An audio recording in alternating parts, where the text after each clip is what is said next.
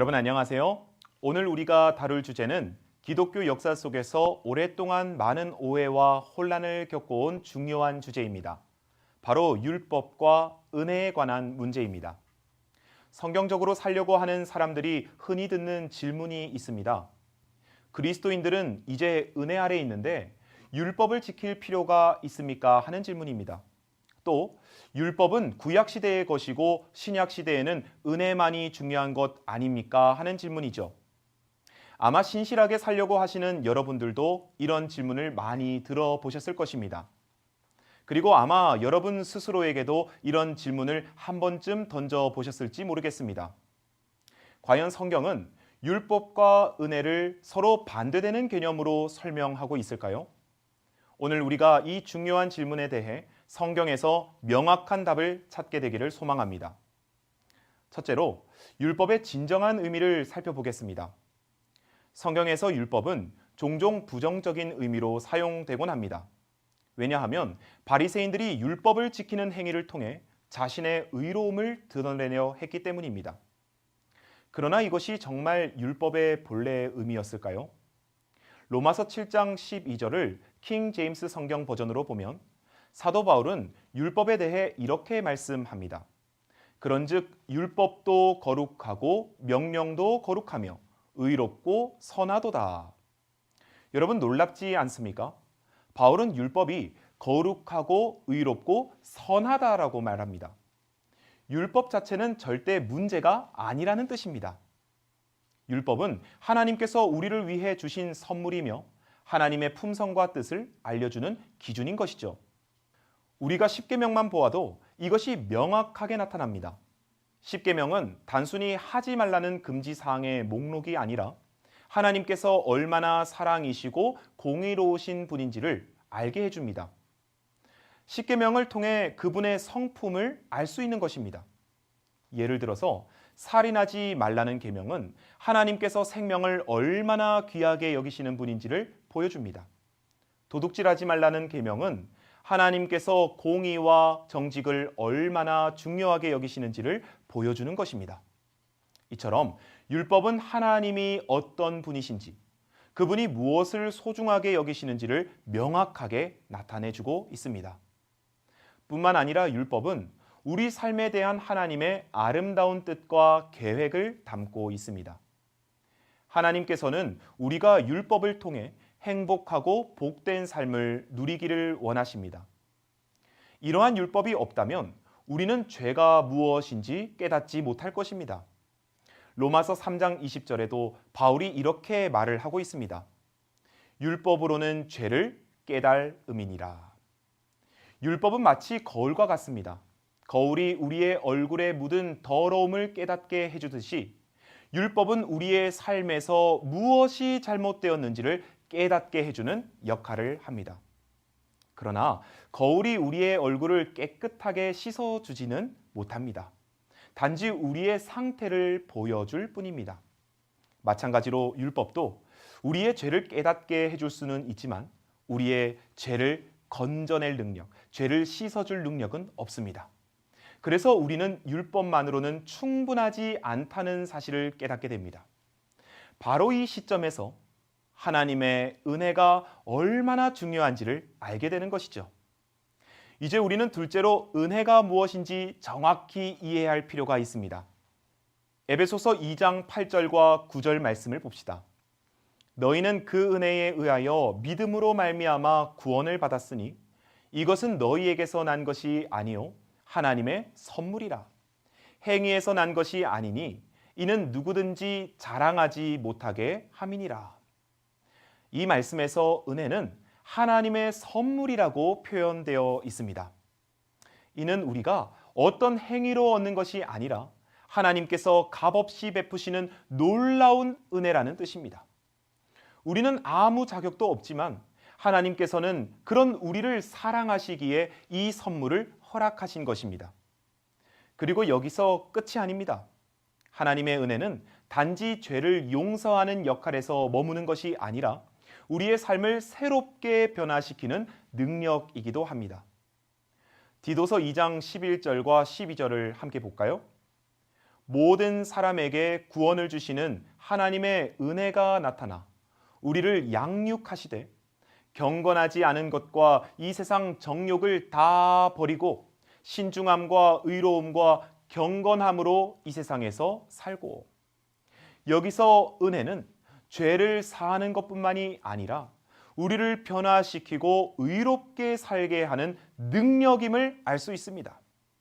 자, 이제 중요한 질문이 생깁니다. 율법과 은혜는 서로 반대되는 개념일까요?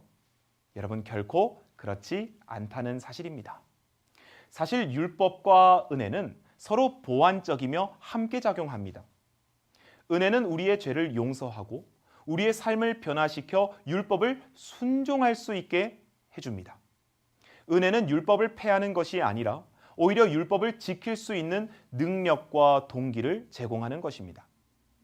로마서 3장 31절에서 바울은 이렇게 명백하게 선언합니다. 그런즉 우리가 믿음으로 말미암아 율법을 폐하느냐? 그럴 수 없느니라. 도리어 율법을 굳게 세우느니라. 아멘. 은혜 아래 있다고 해서 율법이 무의미해지는 것이 아니라 오히려 그 은혜는 우리로 하여금 하나님을 사랑하는 마음으로 율법을 기쁨으로 지키게 하는 것입니다. 사랑하는 여러분, 오늘날 많은 사람들이 은혜 아래 있으니 율법은 더 이상 필요하지 않다고 오해합니다. 그러나 우리는 이제 율법과 은혜를 바르게 이해해야 합니다. 율법은 우리를 예수님께로 이끄는 교사입니다. 율법을 통해 죄를 깨닫고 우리에게 구세주가 필요하다는 사실을 절감하게 됩니다. 은혜는 우리를 예수님의 발 앞에 나아가게 하고 우리의 죄를 용서하며 새롭게 순종의 삶을 살도록 하는 것입니다. 율법과 은혜는 서로를 대적하는 적이 아니라 함께 손을 잡고 우리를 그리스도께로 이끄는 동력자들입니다. 이제 우리는 율법과 은혜를 분리하지 말고 함께 아름답게 받아들여야 합니다. 여러분, 율법과 은혜는 함께 어우러져 우리를 구원의 안전한 길로 인도합니다. 율법은 우리가 무엇을 잘못했는지 보여주고 은혜는 우리를 회복시켜 하나님과의 관계를 바로 세워줍니다. 예수님의 삶을 통해 이것을 분명히 알 수 있습니다. 예수님은 요한복음 14장 15절에서 말씀하셨습니다. 너희가 나를 사랑하면 나의 계명을 지키리라. 아멘. 여러분, 이것은 참으로 중요한 말씀입니다. 예수님께서는 우리가 하나님을 사랑하면 그 사랑의 자연스러운 표현으로 하나님의 계명을 지키게 될 것이라고 하십니다. 여기서 우리는 매우 중요한 진리를 발견하게 됩니다. 우리가 율법을 지키는 이유는 더 이상 구원을 얻기 위한 조건이나 의무가 아닙니다. 그것은 하나님께 받은 사랑과 은혜에 대한 자발적인 응답이며 사랑의 표현입니다. 그러므로 율법을 지키는 삶은 더 이상 무거운 짐이 아닙니다. 은혜 아래서 율법을 지키는 삶은 기쁨이요 감사의 표현인 것입니다. 사랑하는 여러분, 이 개념을 좀 더 쉽게 이해하기 위해 한 가지 예를 들어 보겠습니다. 저는 어릴 적 할머니로부터 길을 건널 때는 좌우를 잘 살피라는 말씀과 또 높은 곳에서는 장난치지 말라는 말씀을 꾸준히 들었습니다.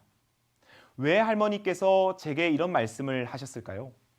제 행동을 제한하거나 불편하게 하려는 것일까요?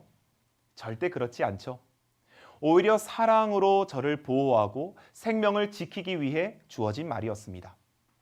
이처럼 하나님께서 우리에게 율법을 주신 것도 우리를 불편하게 하려는 것이 아니라 우리를 보호하고 행복과 평화의 삶을 누리게 하려는 것입니다.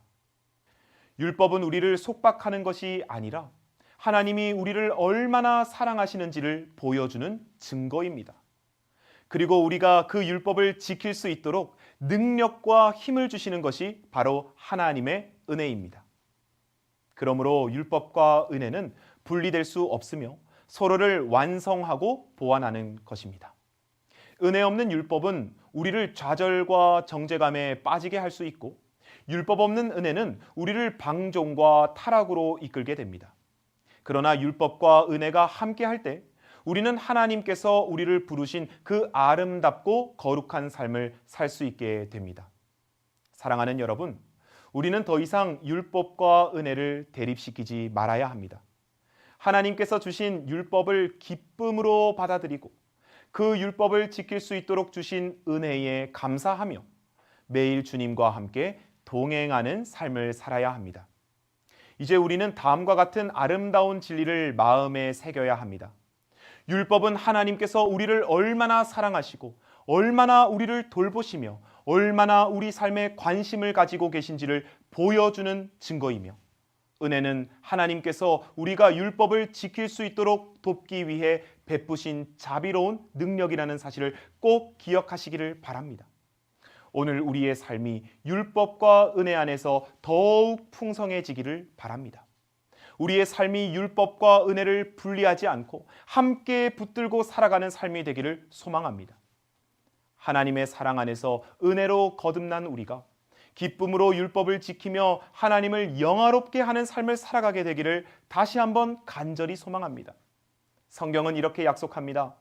또 새 영을 너희 속에 두고 새 마음을 너희에게 주되 내 영을 너희 속에 두어 너희로 내 율례를 행하게 하리니 너희가 내 규례를 지켜 행할지니라. 아멘. 하나님께서는 우리에게 율법을 주실 뿐만 아니라 그 율법을 지킬 수 있도록 새 마음과 성령을 부어주십니다.